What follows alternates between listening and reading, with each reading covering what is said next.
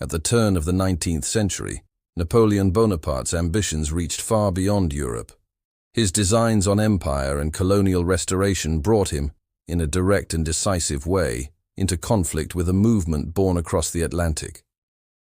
The island colony of Saint-Domingue, today Haiti, was then the richest possession of the French Empire, and it was sustained by the labor of an enslaved majority. Between 1791 and 1804, a remarkable and determined struggle unfolded there, a mass uprising of enslaved people, led by black commanders and organized communities, which would eventually overthrow French rule and found the first independent black republic.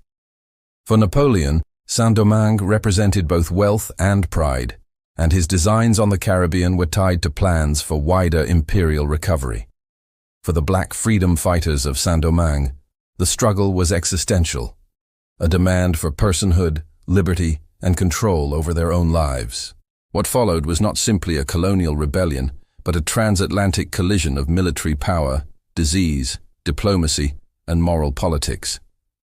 In the end, the island's resistance would force decisions in Paris, reshape relations across the Atlantic, and leave a profound mark on the era that followed.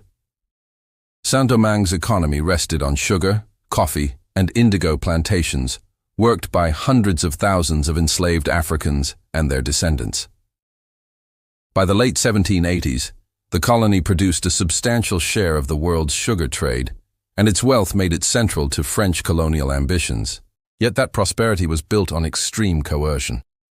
The daily realities of coercion and brutality, combined with a complex society that included white planters, free people of color, and enslaved communities, set the scene for upheaval. The French Revolution, beginning in 1789, introduced new language about rights and citizenship into colonial politics.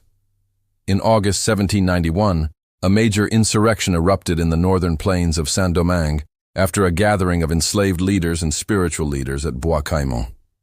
That uprising spread rapidly and changed the character of the island's conflict. Over the following years, a range of black leaders emerged, among them Toussaint Louverture, Jean-Jacques Dessalines, and Henri Christophe, each bringing different talents, military skill, political organization, and local authority. In 1794, the revolutionary French government declared the abolition of slavery in the colonies, aligning formal republican policy with the demands of many insurgents. Toussaint, who had previously collaborated at times with Spanish or British forces as opportunities shifted, ultimately accepted a commission under the French Republic and worked to re-establish order, while also consolidating local freedom and economic recovery.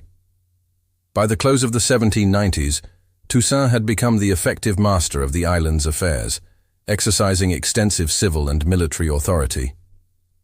Napoleon's rise in France and his desire to reassert metropolitan control over the empire changed the calculus. In the late 1790s and very early 1800s, plans were made in Paris to restore full French authority, and implicitly to revisit the question of slavery's future in the Caribbean.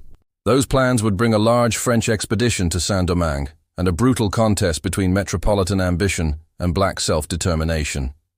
The uprising that reshaped Saint-Domingue began in earnest in August 1791. In remote plantations and sugar towns, the insurgency spread, using local knowledge, hidden networks, and the urgent motivation of people who sought freedom at all costs. Over the next several years, the conflict assumed many forms: guerrilla war in the countryside, pitched battles around towns, and shifting alliances that reflected both local interest and broader European politics. By the mid-1790s, Toussaint Louverture had emerged as a central figure. Born into slavery and later freed, Toussaint combined military discipline with administrative skill. He organized armies, negotiated with foreign powers, and sought to rebuild plantation productivity while securing the emancipation of the black population.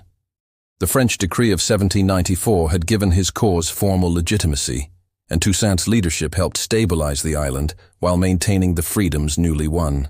With Napoleon's accession and the end of revolutionary chaos in France, the metropolis reconsidered colonial policy.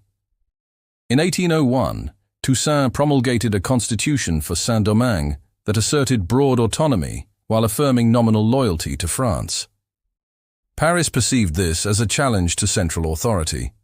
In 1802, Napoleon sent a large expedition, commanded by General Charles Leclerc, with the objective of re-establishing metropolitan control and, it was widely supposed, of restoring slavery where it suited French interests.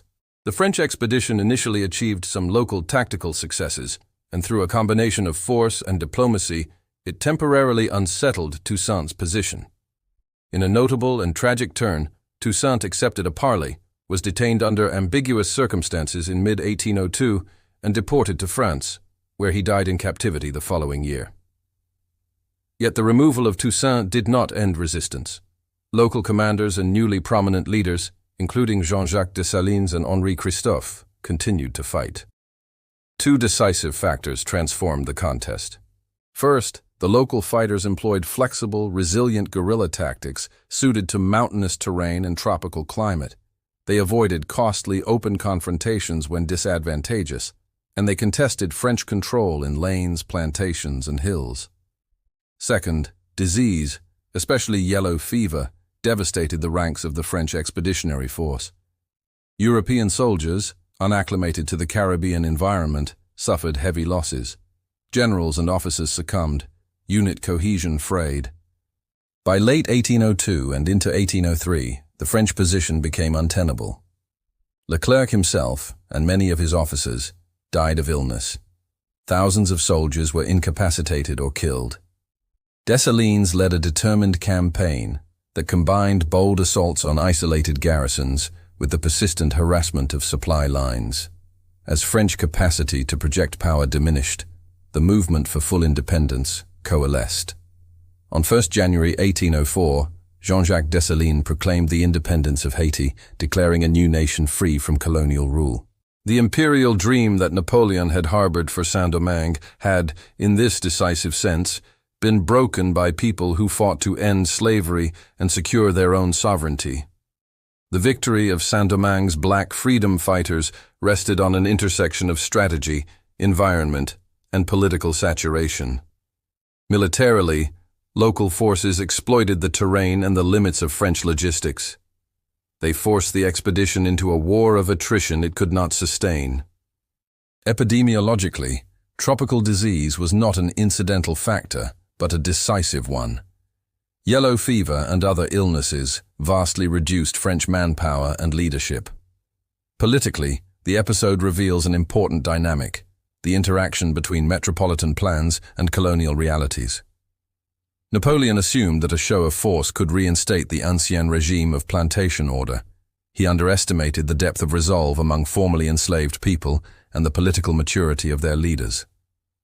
Equally significant is the moral and ideological dimension.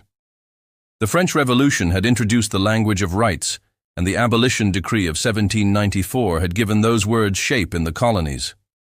Toussaint and his comrades did not merely seek to oust colonial authority, they sought to institutionalize emancipation and social autonomy.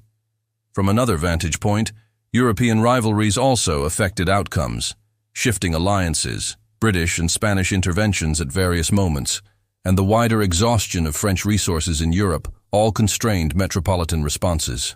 In sum, Saint-Domingue's success was not the product of a single cause, but of a constellation of resilient leadership, adaptive warfare, environmental realities, and ideological breakthrough. The immediate consequence was the founding of Haiti in 1804, the first independent black nation, and the first state to be born of a successful slave revolt. This achievement had profound symbolic and practical effects. In Europe and the Atlantic world, the Haitian Revolution unsettled assumptions about colonial control and the permanence of slavery. In the United States, slaveholders watched with alarm, while free black communities and abolitionists drew inspiration from Haiti's example. Politically and economically, outcomes were complex and often painful. France, deprived of its richest colony, recalibrated imperial strategy. Napoleon's broader colonial ambitions were reduced. Notably, the failure in Saint-Domingue contributed to his decision to sell the Louisiana Territory to the United States in 1803, a transaction with far-reaching consequences for North American history. Haiti itself confronted immediate diplomatic isolation, economic blockade, and later onerous indemnities demanded by France, pressures that constrained its early development. Culturally and intellectually, however, the revolution's legacy endured. The successful assertion of freedom by formerly enslaved people reshaped concepts of citizenship and human rights across the Atlantic. It offered a powerful testament to agency in the African diaspora, and it entered the language of emancipation movements in the 19th century. The hidden defeat suffered by Napoleon in Saint-Domingue thus resonates as both a military turning point and a foundational event in Black history. As this segment draws to a close, the listener is invited to sit with the quiet magnitude of Haiti's achievement. Consider, in gentle thought, how local courage, adaptive strategy, and the unforgiving realities of place combine to alter the course of empires. In the next segment, we will widen our focus to trace the longer transatlantic reverberations of that victory. How the Haitian Revolution influenced abolitionist thought, colonial policy, and the movements of people and ideas between Africa, the Caribbean, and the Americas. The narrative will continue with the same calm attention to chronology and context, and with respectful attention to the human lives whose decisions shaped history.